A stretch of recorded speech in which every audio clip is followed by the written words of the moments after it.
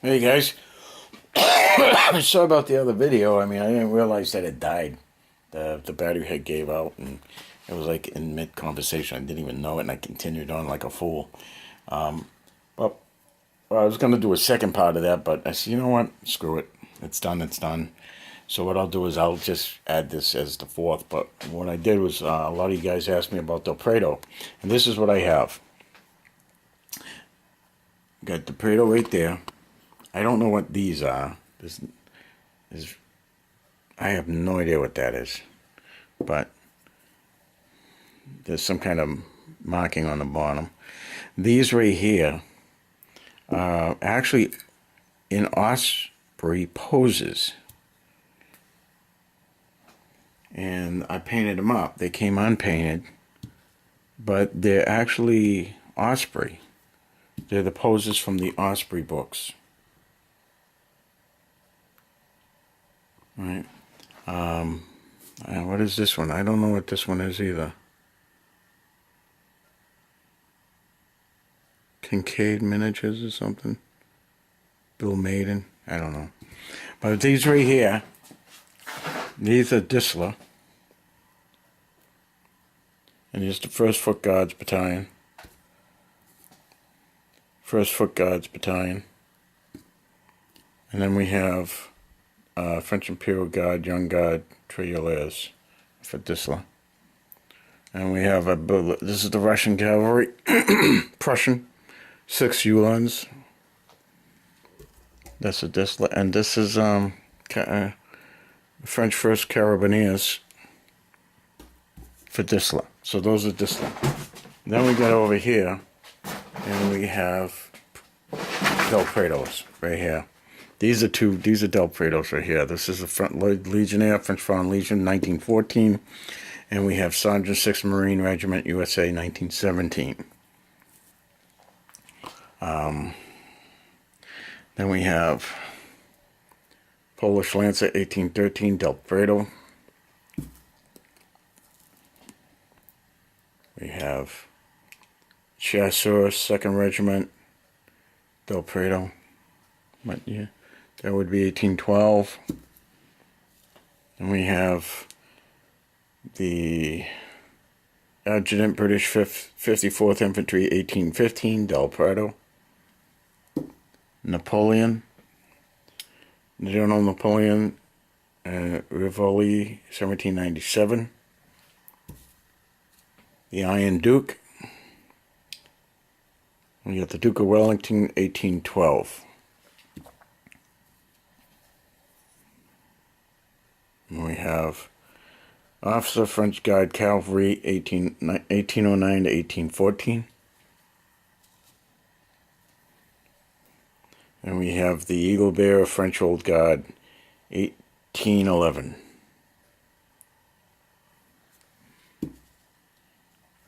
We have Officer de Hussar de Kellerman's Corps. It's the Corps de Hussar. It's Kellerman's Corps of 1805. Then we have Napoleon's Imperial Guard, Gendarmes, 1813. My favorites, 5th Regiment, French Cuirassier, 1806 to 1812.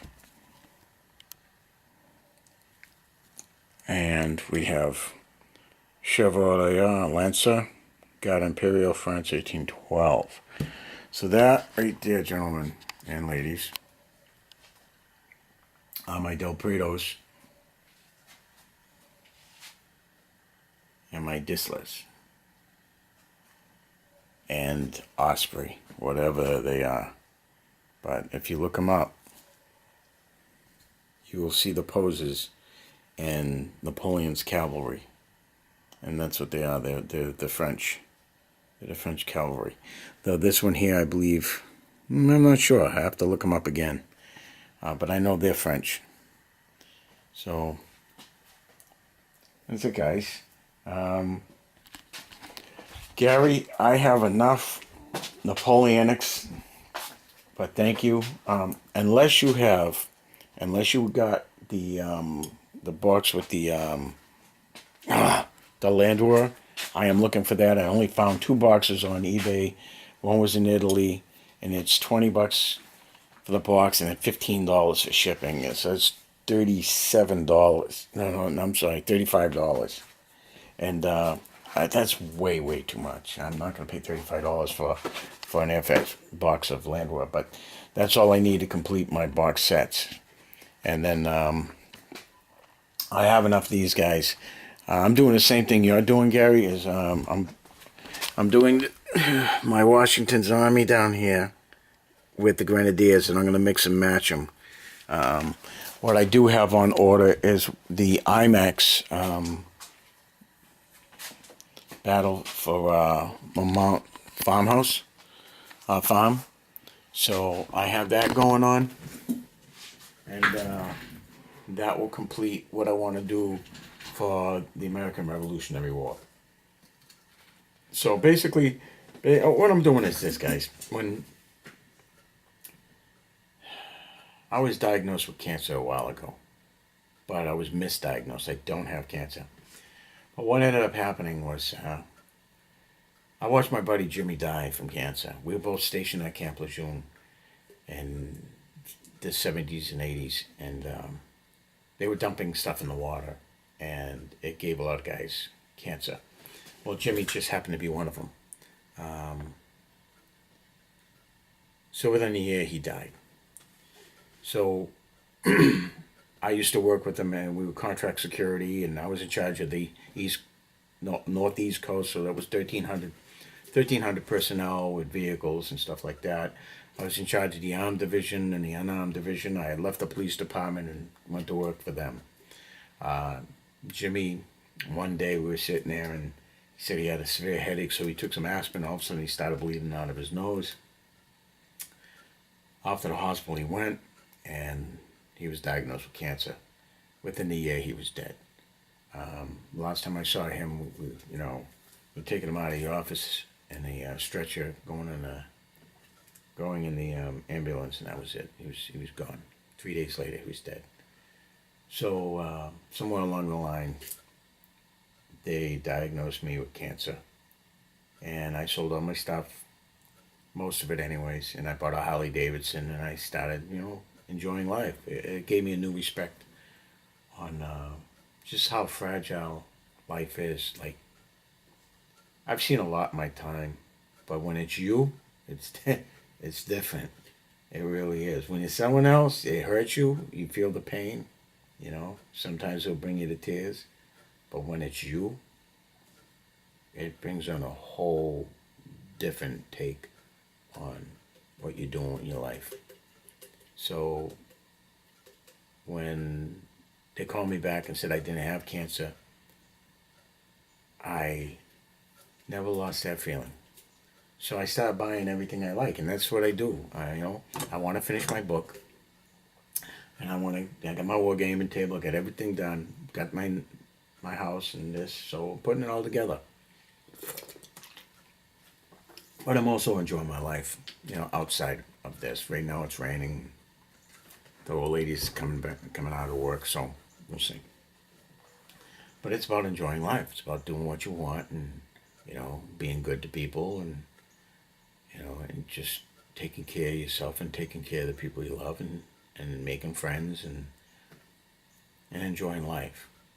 So that's what I do. When I see something I like, I buy it, and I keep it, because it might sound a little selfish for self-gratification, instant self-gratification, but I also do that for charities as well, and people, and I give them a hand. If they need something, I'll gladly give them what I have, what I can afford to give up. Yeah, absolutely. If I have it, I'll give it. And it's about being humble. It's about enjoying life. It's about enjoying what you like to do. I love this community. I love wargaming, and I think it's a great community with a lot of good people in it, and a lot of talented people. So that's why I do what I do. Do I want to? At one time I did want to open up my own shop. I did, and then that's why I collected a bunch of stuff, because I wanted to open up my own shop, my own comic book hobby store and wargaming store. But there's a lot of work that goes into that, and I changed my mind over that because it takes a lot of work and it takes a lot of time away from my family. And just enjoying the hobby in itself, it's enough for me now. But I'd like to get that book done and get it out there, you know. So yeah, that's me in a nutshell. Hope I didn't bore you to death. Oh, I found this too. Check this out. Anyone remember this? David Howard's Waterloo Day of Battle unabridged cassettes. Cassettes, guys. Cassettes. Oh my God. I gotta listen to this someday. Because I do have a cassette player up there.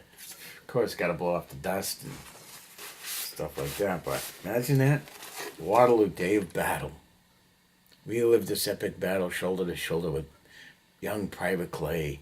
Stand by Wellington. Suffer with Napoleon. You won't miss and won't want to miss a single word. The Library Journal. Narrated by Tony Barber. 4 cassettes, 5.5 hours long. The book is particularly good taping choice because the narration by Tony Barber gives inflection and pace to the action. It records soldiers' eyewitness details along with their feelings. There are interesting vignettes of Napoleon and Wellington, and this is a delightful book, rendered so well and clearly on these cassettes you won't want to miss it, and won't want to miss a single word. Pretty cool. Yeah. The stuff you find in boxes. Well, guys, I hope you enjoyed it. Sorry about the other one cutting off. And Gary, if you do have some landwear, a box of landwear, Airfix landwear, this is what I picked up recently. I picked up some Royal Horse, some Romans, some Old Africa Corps, the German Infantry, and the Legionnaires. All right. All right, Gary, if you do have a box of landwear, let me know, and I'll throw you a box of whatever you want. Just let me know, okay? And be good. Take care. Happy wargaming, and take care of yourselves. God bless. Ciao.